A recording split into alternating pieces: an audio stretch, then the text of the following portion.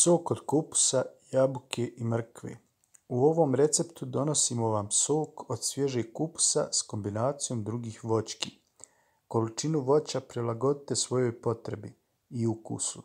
Sok možete zasladiti medom ili sličnim sladilom. Možete dodati i razne začine poput đumbira, cimeta, sok od naranče i slične namirnice. Sastojci za ovaj sok su sljedeći: 1/4 svježeg kupusa, bijelog ili ljubičastog, 2 jabuke i 1 mrkva. Kako se priprema ovaj sok, pogledajte u videu koji slijedi.